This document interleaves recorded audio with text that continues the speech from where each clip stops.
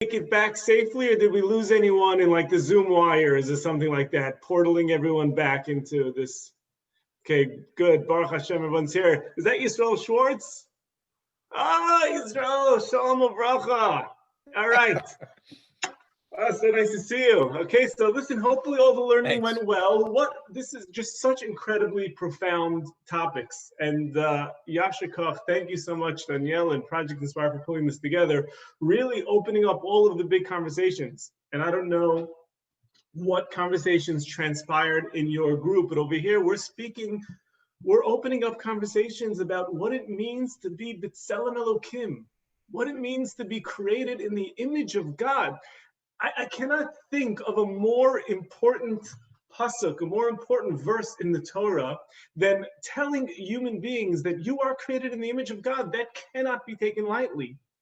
And certainly we're not going to uncover what that means in a 30-minute session, but certainly it's something that should be the first thing we think of every single day. In fact, in Pirkei Avos, Ethics of Our Fathers, one of the Mishnayot says that that every single person has to realize how great we are because we're created in the Tselem Elokim, in the image of God.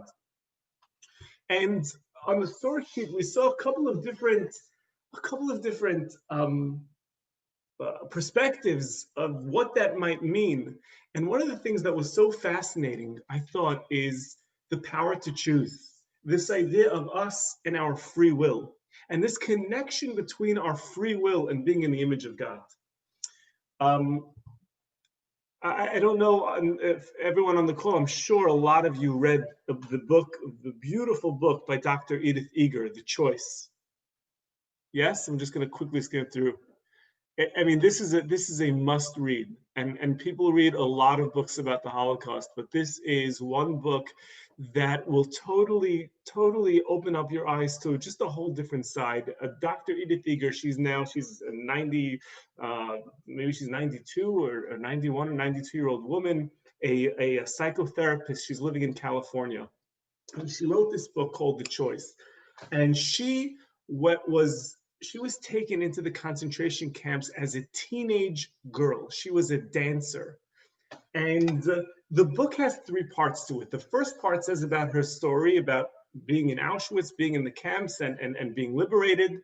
The second part is her journey of afterwards, because she actually found that the survival afterwards, getting back, becoming a normal person, building a family, was actually just as difficult for her almost as surviving the camps. A fascinating thing, right? Because for her, she was so damaged, as so many of these survivors were. They were so emotionally damaged. The post-trauma disorder was so intense that just to live a normal life was just as difficult as actual survival. And she becomes a psychotherapist, and the third part of her book is how she used her experiences in her own recovery, in her own survival, her own recovery, and how she used those experiences to help others. And the theme throughout the book is, well, she doesn't call it free will, but I want to make this connection. It's the choice. It's that we are always choosing. We are always beings of free will. And very often, it's easy to just sort of flow into just the day-to-day grind and think, like if you ask someone, how many choices did you make today? Oh, I probably made a lot of choices today. What were those choices? Well, I chose what I was going to wear. I chose what I was going to eat for breakfast. Yeah, but how many real choices did you make each day? Rabbi Dessler has this powerful idea. I don't know if anyone has ever read any of the books of Rabbi Eliyahu Dessler. He says everyone has a nekudat habechira, a point of free will. There is something very specific happening in your life today, and tomorrow, and next week, that this is your choice to make. And it's not whether you want chocolate or vanilla ice cream, and it's not something that's just mundane. It's a choice as to how you want to move forward in this life of yours. That choice could be something, it can be as simple as a mindset. One of the amazing things that Dr. Eger says in her book is that when she was this kid, she's a 17-year-old girl, she was a dancer coming in. And she's sitting there, she was pulled out of the gas chambers. Okay, so that means she's, we all know, we've all seen, we've watched in the movies and we've seen in the books how they looked coming out, going into the gas chambers, and how she must have looked when she was there and she was brought before Mengele. And he says, because he heard she's a dancer, I don't remember exactly the details, and he says, dance for me. And she's there and she's undressed and she's disgusted and she doesn't know whether her family's still alive. And she says, I'm going to dance for him? Disgusting. And then she thinks to herself, you know what? I've always dreamed of dancing on the stage in Budapest Opera House. Tonight, I'm not going to dance for Mengele. I'm going to dance on the stage of the Budapest Opera House. And she closes her eyes and she says, this was the best performance that I ever did in my entire life. And it wasn't for Mengele, because that moment I was on that stage.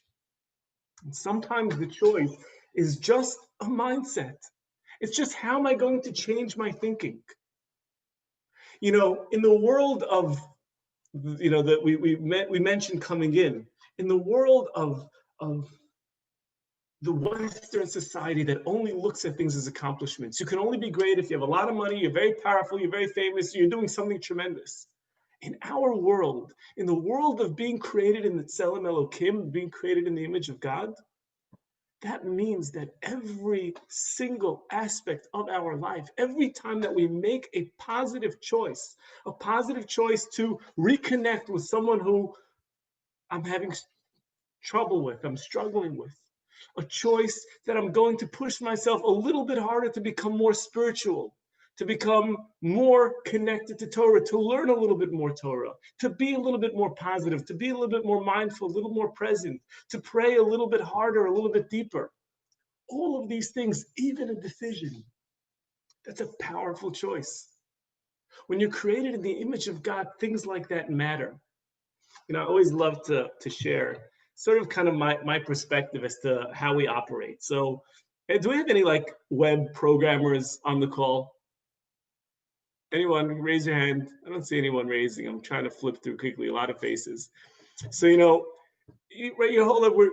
on websites all the time, right? We're on a website right now. We're on the internet, and I'm sure that when the internet first came out, when people first started going on websites, it was really cool to sort of have this interactive portal. There's no hyperlinks in the New York Times, right? If you don't know what a word means, you're stuck, right? Whatever it is, you go to the encyclopedia. But now, right, so it's nice to be in a space you control. I click here, I click there. You feel very much in control. I remember when I first started my job and I got access to the back end of the website that we were running. Has anyone been on the back end of the website? It's like a whole website that controls the website. I was like, this is so cool. I could change things, it's fantastic. Now, if you're a programmer and then you're one step behind, you're programming the site that programs the site, right? And so it's really cool how you sort of have these multiple layers of reality. If you believe in the physical world, and we don't believe in our Tselem Elokimness, we don't believe that we're created in the image of God. So we go through life and we're pushing buttons, we're clicking on hyperlinks, we're clicking here, we're clicking there. Can you make a difference? Yeah, you can make a difference. The same way anyone who's on a website can click here and click there. But you believe you're Tselem Elokim. You believe that you have access, that you're created in the image of God. That means you have access to the back end.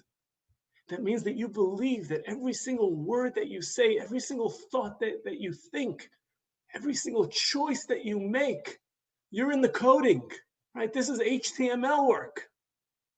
It means that a prayer that you say, you're tapping in to the highest places. A choice that you make, a thought that you think, the difference between going through your day with a negative thought or versus a positive thought, that is a choice that makes a difference. So this profound question that the sheet opened up with, and I loved it, are you a thinker, a survivor, a chooser, or a speaker? Most of us go through the day doing all these things. In some ways we say, I'm just surviving, but we're thinking. We're making choices. We're saying words to people that will either build them up or hurt them. When you believe you're at Tzelem Elokim, you believe that all of those things matter. And sometimes because we have so many small choices or so many things that are out of our control, we forget these powerful words of Rav Dessler, that everyone has their nikudat habechira. And I challenge me and all of us here, that what about if every single night or every single morning, we could look and we can say, what is that one choice that I'm going to make today? That one real choice, right? A lot of people, they say specifically, they want to have the same thing for breakfast every day. I like variety, right? To me, like if I had cereal and milk yesterday, I'm going to have toast today. If I had toast today, I'm going to have scrambled eggs tomorrow, right? I like it. That variety. But there's some people that say they'll have the same thing for breakfast every single day. They'll wear the same clothing every day. Why? They don't want to have decision fatigue. Because when that real choice comes, they want to know that they're going to be ready for it. So imagine if every single morning we ask that question, what is that one choice that I'm going to make today? That one major shift.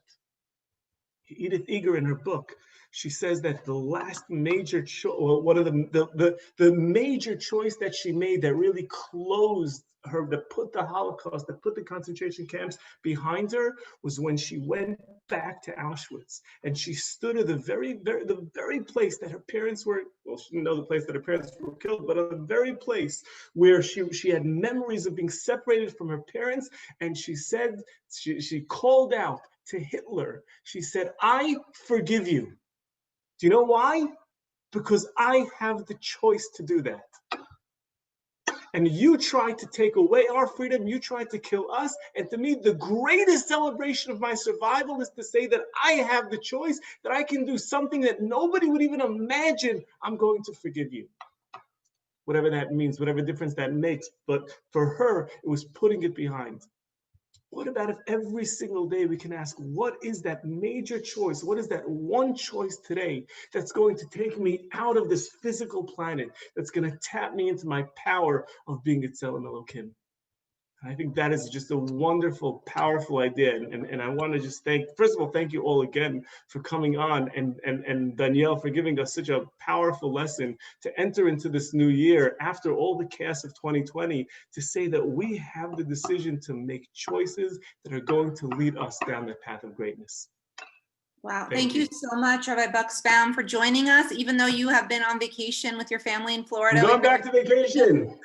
That was totally amazing. Thank you so much. Thank you. And, I also want to thank everybody for joining us. And I wanted to thank Yossi Friedman and Elisa Sakowitz for doing all the technical behind the scenes Zoom work for us. Thank you guys so much. And we hope to have you all join us again for the next program. I'll keep you all posted. Bye, everybody. Thank you all. Thank you, Danielle. Thank you, Danielle. Thank you, Danielle. Thank you, Yossi. Thank you, Danielle.